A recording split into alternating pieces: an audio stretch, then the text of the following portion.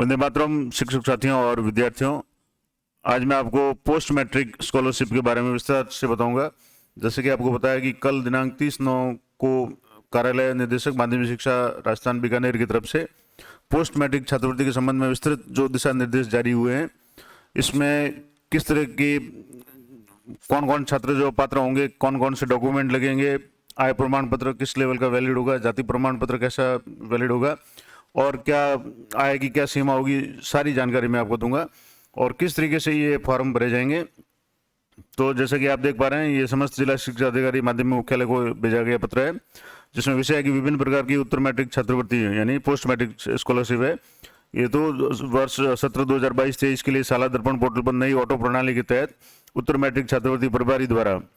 छात्रवृत्ति आवेदन अग्रेसित करने के संबंध में निर्देश है। अब छात्रवृत्ति प्रभारी का मैपिंग कैसे करनी है वो मैंने पहले एक वीडियो बनाया हुआ है, आप वहां से देख सकते हैं। और अब उपयुक्त विषयांतर्गत 17-22-23 में उत्तर मैट्रिक छात्रवृत्ति राजस्थान राज्य के समस्त राजकीय विद्यालयों में नियमित अध्ययनरत विद्यार्थियों से संपूर्ण औपचारिकताएं पूर्ण करते हुए,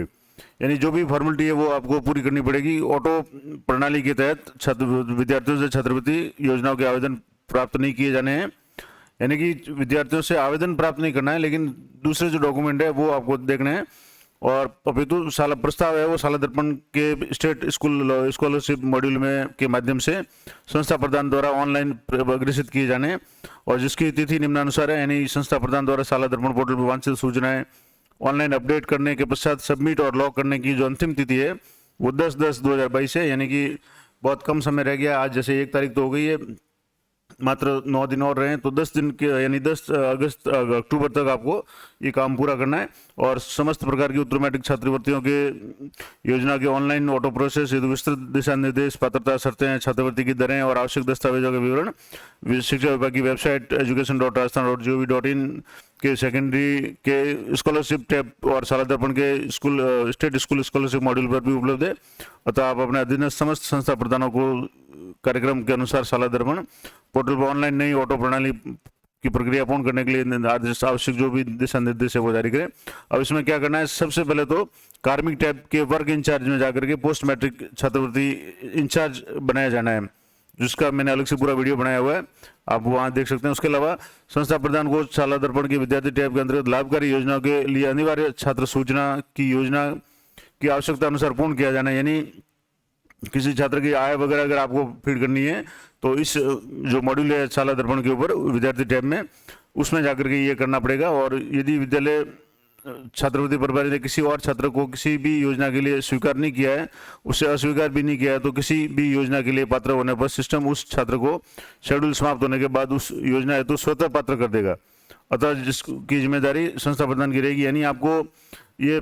पहले से ही डिसाइड करना है कि स्वीकार या अस्वीकार करना है। अगर आप उसको खाली छोड़ देते हैं तो ऑटोमेटिक सिस्टम के द्वारा वो पात्र हो जाएगा और फिर उसके अगर डॉक्यूमेंट वगैरह अधूरे होंगे तो फिर वो संस्था प्रधान की जिम्मेदारी होगी, तो भैया आपको थोड़ा सा ध्यान रखना है। उसके बाद में उक्त योजना अंतर्गत आधार ऑथेंटिकेशन अनिवार्य होगा और छात्रवृत्ति राशि का एकमुश्त का भुगतान विद्यार्थी के आधार नंबर से सीडेड बैंक खाते में डीबीटी के माध्यम से होगा, यानी जो भी खाता विद्यार्थी का आधार से जुड़ा हुआ होगा उसमें सीडेड होगा, वो बैंक खाते में डीबीटी यानी डायरेक्ट बेनिफिट ट्रांसफर के माध्यम से होगा, सीधे खाते में पैसे जमा होंगे और छात्रवृत्ति राशि जनाधार कार्ड में दर्ज विद्यार्थी के बैंक खाते में दी जाएगी। यानी जो भी स्टूडेंट का जो जनाधार है उस जनाधार में जो भी अकाउंट जुड़ा हुआ है उसमें दी जाएगी। और जनाधार में विद्यार्थी बैंक खाता नहीं होने की स्थिति में जनाधार में विद्यार्थी का बैंक खाता ई मित्र के माध्यम से खुलवाया जाना है। अगर स्टूडेंट का खाता नहीं है तो यथाशीघ्र खाता खुलवाना है और विद्यार्थी का आवेदन में प्रदर्शित बैंक खाता बैंक नियमों के अनुसार केवाईसी पूर्ण स्वयं का खाता होना चाहिए एवं आधार बेस्ड खाता होना चाहिए। यानी कि इसमें एक ये महत्वपूर्ण बात है कि जो भी खाता है वो विद्यार्थी का खुद का होना चाहिए, उसके परिवार का खाता नहीं होना चाहिए। और वो खाता भी क्या होगा, आधार बेस्ड वो सीडेड होना चाहिए, आधार से वो लिंक होना चाहिए, जनाधार में उसका अपडेट होना चाहिए। और ये भी आवेदकों को स्कूल से लॉक होने के बाद में दी गई समयावधि में डीओ द्वारा अनुमोदित सत्यापित नहीं किया जाता है तो इन आवेदकों को सिस्टम द्वारा ऑटो अनुमोदित किया जाएगा, यानी स्वतः अनुमोदित किया जाएगा, जिसकी समस्त जिम्मेदारी जिला शिक्षा अधिकारी रहेगी। और इसे तो प्रत्येक विद्यालय के संस्था प्रधान ये सुनिश्चित करें कि कोई भी पात्र विद्यार्थी योजना के लाभ से वंचित नहीं रहे और यदि कोई भी पात्र विद्यार्थी योजना के लाभ से वंचित रहता है तो संबंधित संस्था प्रधान का उत्तरदायित्व माना जाएगा। अब ये पूरा आदेश है, उसमें क्या क्या पात्रताएं वगैरह है, तो सबसे पहले तो है कौन कौन सी छात्रवृत्तियां होगी, तो इसमें उत्तर मैट्रिक अनुसूचित जाति छात्रवृत्ति 11वीं 12वीं के लिए, उत्तर मैट्रिक अनुसूचित जनजाति यानी एसटी के लिए और एसटी और उसके बाद में अन्य पिछड़ा वर्ग ओबीसी के लिए, अति पिछड़ा वर्ग एमबीसी के लिए और आर्थिक पिछड़ा वर्ग के लिए छात्रवृत्ति और डीएनटी वर्ग के लिए छात्रवृत्ति। ये 6 प्रकार की छात्रवृत्ति है, पोस्ट मैट्रिक छात्रवृत्ति है। अब उसकी सभी की जो अंतिम तारीख है वो 10/10 है, तो आपको ये विशेष ध्यान रखना 10 तारीख से पहले छात्रों को सचेत करके उनके डॉक्यूमेंट सही करवाना है, और जिसका भी बैंक अकाउंट नहीं है उसको बैंक अकाउंट खुलवा करके ये काम पूरा करवाना है। और भी अन्य जो विस्तृत दिशा निर्देश है वो साइट पे उपलब्ध है, मैंने इसका लिंक पहले भी बता दिया। तो अब इसमें जैसे सबसे पहले एक कैटेगरी वाइज देखेंगे तो 11वीं 12वीं में अध्ययनरत अनुसूचित जाति यानी एससी के जो स्टूडेंट है उनको छात्रवृत्ति के लिए क्या पात्रता होगी, तो छात्रवृत्ति भारत सरकार द्वारा जारी दिशा निर्देश के अनुसार और सामाजिक न्याय अधिकारिता विभाग के अंतर्गत दी जाएगी, और छात्र छात्राएं अनुसूचित वर्ग का होना चाहिए यानी उसके पास में उस जाति का प्रमाण पत्र होना चाहिए। उसके बाद में 11वीं 12वीं में विद्यालय में अध्ययनरत होने वाले विद्यार्थी को छात्रवृत्ति दी जाएगी, यानी उसका स्कूल में रेगुलर एडमिशन होना चाहिए, राजस्थान का मूल निवासी होना चाहिए यानी मूल निवास भी आपको मंगवाना है, अनुसूचित जाति होने का प्रमाण पत्र तहसीलदार या उच्च स्तर के राजस्व अधिकारी का होना चाहिए, यानी जो जाति प्रमाण पत्र है वो तहसीलदार का कम से कम या उससे ऊपर एसडीएम या एडीएम जो भी जिस भी उच्च अधिकारी का है वो होना चाहिए। आय प्रमाण पत्र के बारे में इस बार थोड़ा विशेष आपको ध्यान रखना है कि आय प्रमाण पत्र तहसीलदार या उच्च स्तर के राजस्व अधिकारी द्वारा जारी किया गया हो, और नियोजित माता पिता या संरक्षक होने की स्थिति में, नियोजित का मतलब अगर कोई स्टूडेंट के माता पिता किसी कर्मचारी हैं या किसी भी विभाग में काम कर रहे हैं तो वहाँ के कार्यालय अध्यक्ष या विभाग अध्यक्ष द्वारा आय जारी जो प्रमाण पत्र जारी होगा वो मान्य होगा। और इस योजना के अंतर्गत छात्रवृत्ति लेने के लिए कोई भी अन्य छात्रवृत्ति के पात्र नहीं होंगे, यानी आपको एक प्रकार की स्टूडेंट को एक ही छात्रवृत्ति मिली, अगर उसको कोई और छात्रवृत्ति मिल रही है तो वो इसका पात्र नहीं होगा। और छात्र छात्रा के माता पिता संरक्षक की वार्षिक आय 2,50,000 रुपये की सीमा तक हो, यानी उससे अधिक नहीं हो। अब महत्वपूर्ण बात जो सभी में लागू होगी, एक तो केंद्र प्रवर्तित योजना अंतर्गत आधार ऑथेंटिकेशन अनिवार्य होगा।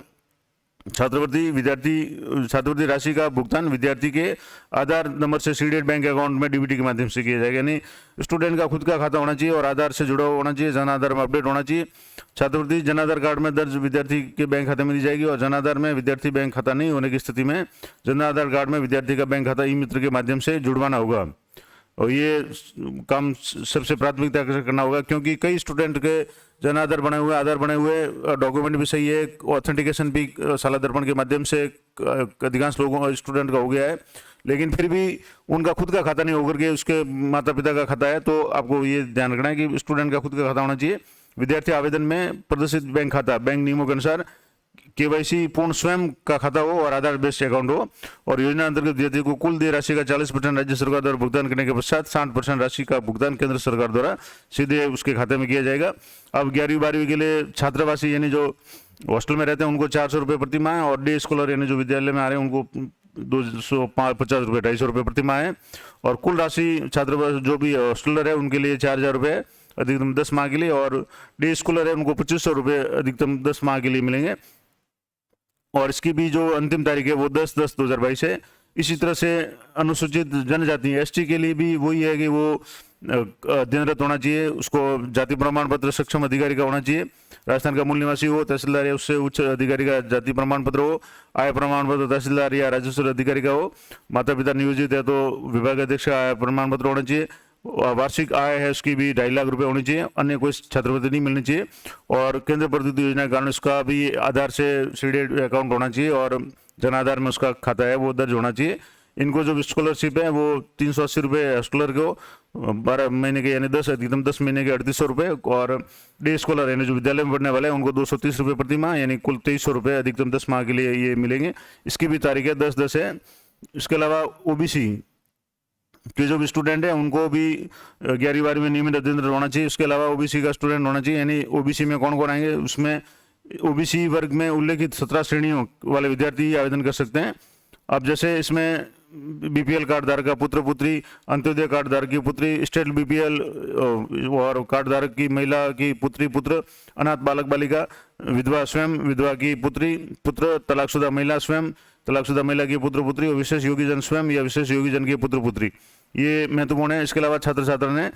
पिछली कक्षा में न्यूनतम 60 अंक प्राप्त करे हो, ये भी एक अनिवार्य शर्त है कि उसके जैसे अगर 11वीं पढ़ा तो 10वीं में 60 होना चाहिए, और अगर 12वीं में स्टूडेंट है तो 11वीं में उसके 60% होने चाहिए। जिनके माता पिता की संरक्षित आय 2,50,000 रुपये से अधिक नहीं हो, यानी 2.5 लाख का इसमें भी लिमिट है। विद्यार्थी राजस्थान का मूल निवासी हो और जाति का प्रमाण पत्र तहसीलदार या उससे उच्च अधिकारी का हो। आय प्रमाण पत्र है वो तहसीलदार या उच्च राजस्व अधिकारी का हो, और छात्र छात्रा को किसी अन्य प्रकार की छात्रवृत्ति नहीं मिल रही हो। और इसमें भी यही है कि आप उसका खुद का अकाउंट होना चाहिए, आधार से जुड़ा हुआ होना चाहिए और जन आधार में अकाउंट अपडेट होना चाहिए। और इनको कुल राशि है वो 5,000 रुपये मिला करके, मतलब वास्तविक राशि यानी पूरे साल की 5,000 रुपये मिलेंगे। और इसकी भी अंतिम तारीख 10/10 है। तो ये महत्वपूर्ण सूचना थी। इसके अलावा केंद्र प्रवर्तित ईबीसी के स्टूडेंट जो भी है उनके लिए क्या होगा कि इसमें भी ईबीसी वर्ग, मतलब छात्र ईबीसी वर्ग का होना चाहिए, और ईबीसी वर्ग में उल्लेखित 17 श्रेणियों वाले विद्यार्थी आवेदन कर सकते हैं। यानी ईबीसी वर्ग में भी बीपीएल कार्ड धारक भी या उसके पुत्र पुत्री, अंत्योदय कार्ड धारक का पुत्र पुत्री, स्टिल बीपीएल कार्ड धारक महिला की पुत्री या अनाथ बालक बालिका या विधवा स्वयं या विधवा की पुत्र पुत्री, तलाकशुदा महिला स्वयं या उसके पुत्र पुत्री या विशेष योगीजन और उनके पुत्र पुत्री ये शामिल हैं। पिछली कक्षा में न्यूनतम 60% होना चाहिए। माता पिता की वार्षिक आय 2.5 लाख से अधिक नहीं होनी चाहिए, और जाति प्रमाण पत्र उच्च अधिकारी तहसीलदार या उसके उच्च लेवल का होना चाहिए। आय प्रमाण पत्र भी तहसीलदार या उससे उच्च अधिकारी का होना चाहिए, और अन्य कोई छात्रवृत्ति नहीं मिलनी चाहिए। उसका भी खाता है वो आधार से जुड़ा हुआ होना चाहिए और जन आधार में खाता अपडेट होना चाहिए। और इनको भी 5,000 रुपये वार्षिक स्कॉलरशिप मिलेगी। इनकी भी तारीख 10/10 है। नेक्स्ट है डीएनटी वर्ग के स्टूडेंट है, उनके लिए पोस्ट मैट्रिक छात्रवृत्ति। अब डीएनटी वर्ग में इसमें जो नीचे शामिल जो भी सूची है वो भी दी गई है,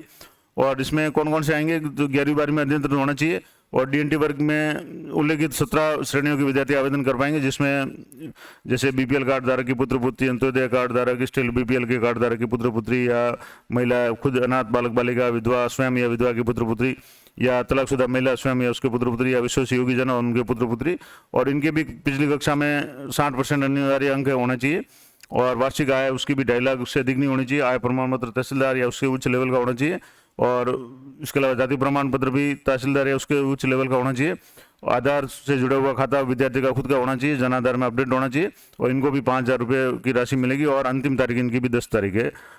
तो ये तो हो गए। उसके बाद में एमबीसी अति पिछड़ा वर्ग है, तो इसके स्टूडेंट के पास में अति पिछड़ा वर्ग का सर्टिफिकेट होना चाहिए, और एमबीसी का जो स्टूडेंट होना चाहिए 11वीं 12वीं नियमित अध्ययन होना चाहिए। माता पिता की आय 2.5 लाख से ज़्यादा नहीं हो, राजस्थान का मूल निवासी हो, जाति प्रमाण पत्र तहसीलदार या उससे उच्च अधिकारी का हो, आय प्रमाण पत्र भी तहसीलदार या उससे उच्च अधिकारी का हो, और आधार जो भी ऑथेंटिकेशन है यानी उसका खाता खुद का होना चाहिए, आधार से जुड़ा हुआ होना चाहिए, जन आधार में खाता अपडेट होना चाहिए, और उनको 380 रुपये प्रति माह या 230 रुपये डे स्कॉलर को मिलेंगे, हॉस्टलर को 3800 रुपये, और जो डे स्कॉलर यानी स्कूल में आने वाले विद्यार्थी को 2300 रुपये अधिकतम 10 महीने के मिलेंगे। और इसकी भी अंतिम तिथि 10/10 है। तो ये महत्वपूर्ण बात थी। अब इसमें जैसे डी नोटिफाइड ट्राइब्स में कौन कौन से आएंगे, जैसे बावरी, कंजर, सांसी, बागरी, बावरिया या मोगिया, नट, नायक और मुल्तान और भाट ये आएंगे। उसके अलावा नोमेडिक और सेमी नोमेडिक ट्राइब्स में कौन कौन से आएंगे, ये एसटी और इनकी श्रेणियाँ हैं। तो ये विशेष आपको जो ध्यान रखने वाली बात मैंने पहले बता दी कि एक तो आय प्रमाण पत्र स्टूडेंट का होना चाहिए, नियमित रूप से अध्ययन होना चाहिए, और सबसे महत्वपूर्ण बात स्टूडेंट का खुद का खाता होना चाहिए, और वो आधार से जुड़ा हुआ होना चाहिए, और जन आधार उसमें अपडेट होना चाहिए, जन आधार में खाता अपडेट होना चाहिए। तभी ये स्कॉलरशिप के फॉर्म है वो ऑनलाइन स्वीकार कर पाएंगे, और एक छात्र को एक प्रकार की छात्रवृत्ति मिलनी चाहिए। और आय प्रमाण पत्र विशेष रूप से सक्षम अधिकारी का यानी तहसीलदार या उससे उच्च अधिकारी का होना चाहिए। तो ये सारी महत्वपूर्ण सूचनाएं मैंने आपको बता दी कि पोस्ट मैट्रिक छात्रवृत्ति के लिए क्या क्या अनिवार्य सूचनाएं हैं। आशा करता हूँ ये जानकारी आपके लिए उपयोगी रहेगी, और इसी तरह की जानकारी के लिए आप चैनल पर बने रहें, और आज इस वीडियो को अधिक से अधिक अपने स्टूडेंट को शेयर करें, ताकि वो तुरंत अपने डॉक्यूमेंट्स जो भी जिनके भी अधूरे हैं वो तुरंत पूरे करवाएं और छात्रवृत्ति का अधिक से अधिक फायदा ले सकें। तो मिलते हैं नेक्स्ट वीडियो में, तब तक जय हिंद, जय भारत।